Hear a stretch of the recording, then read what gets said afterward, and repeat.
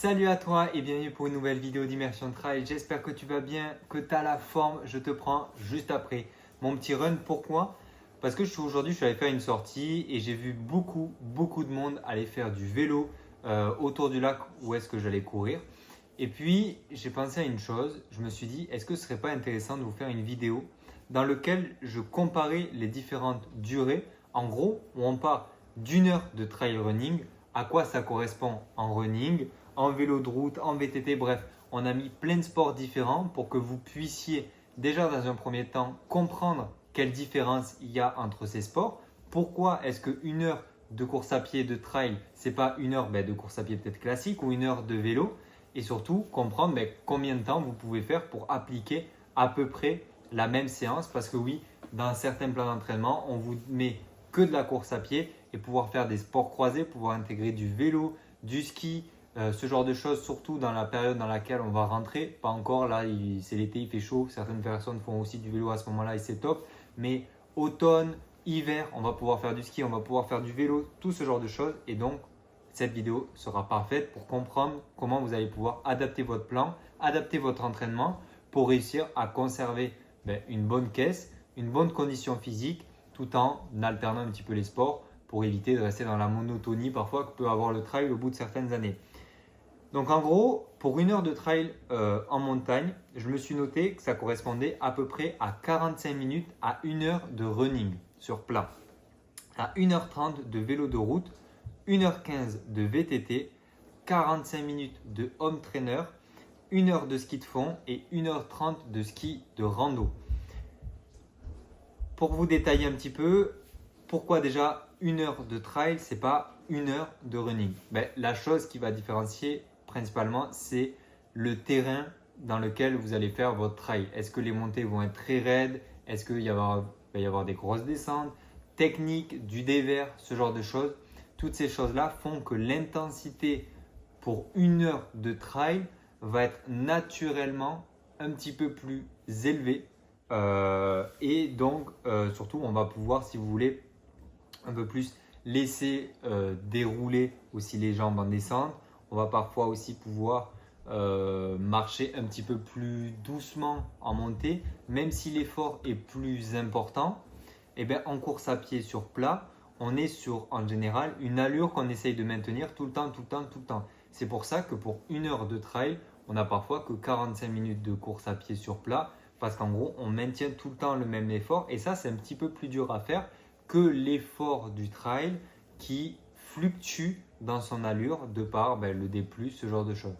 Toutes ces choses-là font que du coup, courir sur plat, parfois, ça demande un petit peu moins de temps pour 1 heure de trail, même si c'est à peu près similaire. Après, j'ai dit 1h30 de vélo de route. Le vélo de route, vous le savez, c'est ce qui vous permet de faire beaucoup de volume à basse intensité. Et donc, c'est le meilleur sport, un des meilleurs sports à croiser quand on prépare un ultra, notamment parce qu'on peut passer beaucoup d'heures dehors sans choc, tout en faisant de la basse intensité assez facilement. Et 1h30, pourquoi? Parce que vous doutez bien qu'à vélo, déjà on a les braquets pour la montée et le plat pour permettre de rendre la montée ou le plat un peu plus facile ou difficile. Là où en course à pied, vous n'avez qu'une seule paire de jambes et donc vous ne pouvez pas changer, intervertir pour modifier votre cadence, ce genre de choses. Et puis surtout en descente, en vélo de route, ça glisse tout seul, ça roule. On a cette phase de repos et donc c'est pour ça qu'on a un effort qui est un petit peu plus long pour une même durée en trail par exemple. Pour le VTT, 1h15, c'est un petit peu moins. Pourquoi? Parce que le VTT, un peu comme le trail et le running, on a des pentes qui sont peut-être parfois plus raides, surtout parfois avec un terrain un peu plus technique, donc où l'énergie qu'on va mettre pour monter va parfois se perdre dans des dérapages, ce genre de choses. Les descentes sont aussi plus techniques, donc nécessitent un peu plus de stimulation, on va dire, et de technique que ce que peut avoir ce qu'on peut retrouver en vélo de route. Mais principalement, c'est ce qu'il va y avoir en montée, les terrains, le dénivelé, qui fait qu'on a besoin d'un peu moins de temps que ce qu'on pourrait avoir en vélo de route. Home trainer, 45 minutes, c'est ce qui surprend beaucoup de monde. C'est vraiment le truc efficace, le home trainer, pour pouvoir s'entraîner quand on n'a pas beaucoup de temps. Et en fait, si vous voulez, on est tout le temps en prise quand on est home trainer.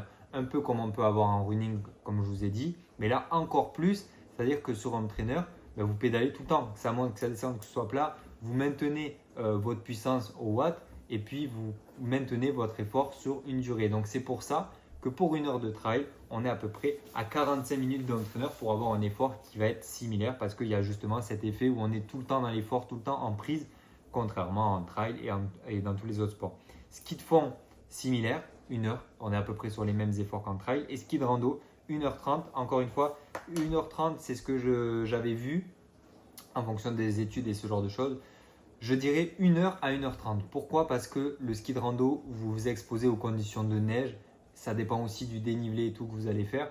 Mais les conditions de neige peuvent clairement rendre une sortie du coup équivalente complètement à du trail. Si vous êtes en pleine poudreuse, que ça vient de tomber, que vous devez faire la trace et que vous enfonciez de 20 à 30 cm à la montée, quand des Andes vous descendez à cul ou quoi parce que du coup il y a beaucoup de poudreuse.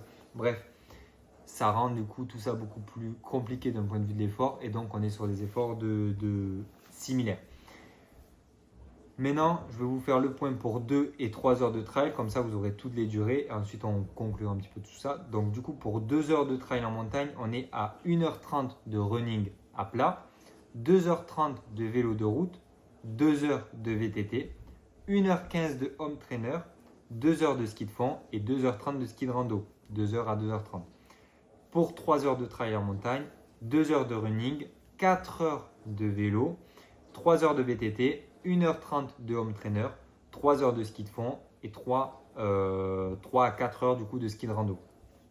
Donc concrètement, ce qu'il faut retenir, déjà dans un premier temps, c'est de ne pas faire l'erreur de se dire j'ai 2 heures de course à pied de trail, je vais faire 2 heures de vélo. On le voit bien par exemple pour 2 heures, on est à 3 heures, c'est quoi 2h30 de vélo de route. Mais par exemple pour 3 heures de trail, on est à 4 heures de vélo de route, mais on a aussi la possibilité de pouvoir faire, quand on n'a pas beaucoup de temps, par exemple du home trainer. Vous avez 2 heures de trail, vous n'avez pas nécessairement le temps un jour dans la semaine, c'est pas grave, vous allez faire 1h15 de home trainer à la place des 2 heures, ça vous demande beaucoup moins de temps, vous restez chez vous aussi, donc il n'y a pas besoin de sortir, se déplacer, ce genre de choses, et donc c'est aussi un petit peu plus pratique de ce point de vue-là.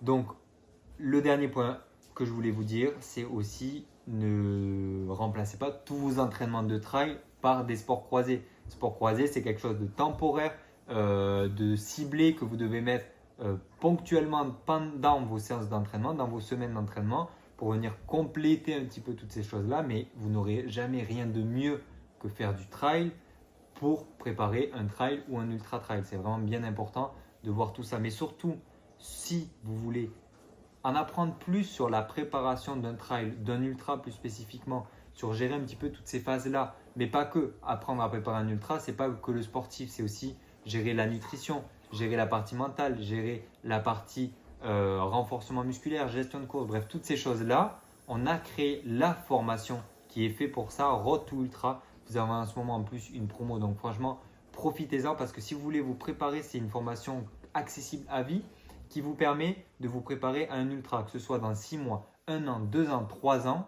Vous pouvez vous préparer, il y a des choses qui vont vous servir et on vous permet de vous accompagner jusqu'à votre objectif d'ultra. Et ça vous permet vraiment de ne pas juste vous dire j'ai envie de faire un ultra, mais de vraiment tracer le chemin jusqu'à cet ultra et comment est-ce que vous allez faire étape par étape correctement pour y arriver et vous préparer correctement. Donc bref, je vous invite vraiment à cliquer sur le lien dans la description pour rejoindre la formation Road to Ultra, regardez un petit peu toutes les infos. Et si jamais vous avez aimé cette vidéo, n'hésitez pas à mettre un pouce bleu, ça nous soutient énormément, à vous abonner à la chaîne pour montrer votre soutien, ou alors aussi à aller voir notre page Instagram, on fait pas mal de contenu additionnel là-dessus, un petit peu plus court avec des stories, des choses un petit peu plus immersives, notamment vous allez retrouver ma sortie du jour que j'ai fait aujourd'hui. Et puis la dernière chose, le groupe WhatsApp, la communauté WhatsApp dans laquelle on est là pour échanger, on a un contenu beaucoup plus exclusif, notamment là on est en train de voir avec des personnes qui sont sur le groupe pour leur donner leur zone d'intensité. On travaille à faire quelque chose avec elles, donc on leur permet d'avoir accès à ça et ce qu'elles puissent connaître leur zone d'intensité grâce au coach, grâce à toute l'équipe Immersion Trail. Et donc si vous avez des questions, vous préparez une course ou vous voyez passer des sujets mais vous ne savez pas nécessairement comment le traiter, comment répondre, quel avis vous devrez avoir vis-à-vis de tout ça, ce groupe est fait pour ça. Vous posez vos questions, on est là pour y répondre, pour vous apprendre tout ça. Et puis voilà, on est dans le partage, plein de passionnés d'ultra qui sont là pour parler de trail. C'est magnifique. En tout cas, n'hésitez pas à vous abonner. Nous, on se retrouve demain pour une prochaine vidéo. Passez une bonne soirée. À plus, bye bye.